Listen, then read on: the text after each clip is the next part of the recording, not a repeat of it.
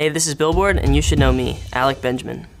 I grew up in Phoenix, Arizona, but I also lived in Long Island, New York for a few years. I did like kindergarten and first grade in Long Island, and then I moved back to Arizona.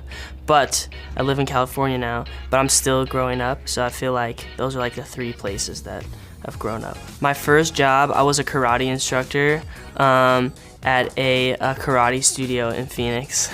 Yeah, I actually was a black belt in karate, but then I stopped because one time this girl I liked, she walked by the karate studio and she saw me doing karate and she didn't think it was cool, and then that word got back to me, and then I was like, man, maybe I shouldn't do it anymore, and then I stopped. But I learned a lot of very valuable skills, so it's okay. The first concert I ever went to was I saw NSYNC at Madison Square Garden with, actually Nassau Coliseum, with my mom, my dad, and my sister. But I actually think before that, my mom took me when I was really little to see Billy Joel, but I slept through the whole thing, so it doesn't really count. My biggest accomplishment,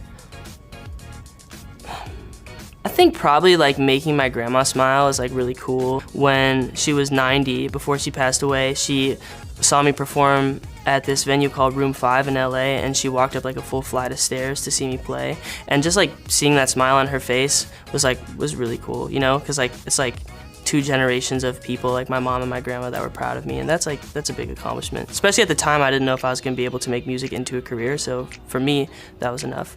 I used to perform in parking lots because I moved out to California and I went to college for a year, and then I got signed to a record label. I dropped out of school and I was like, yo, this is it, like, I'm gonna be famous, like, peace out. And then I got dropped from that label like a year later, and I had to kind of figure out how to get started again, but I didn't really own the rights to any of the music that I had produced while I was signed to the label, so the only thing I could do was to perform live on the streets for people. So, you know, someone like Shawn Mendes or Troye Sivan would come to town, they have a line outside, and I would go in the line and sing my songs and hand out business cards. If I had to describe my music in one word, it would be stories. My music making process is, I usually like to start with a concept, because the most important thing for me in songs is to make sure that I have a message.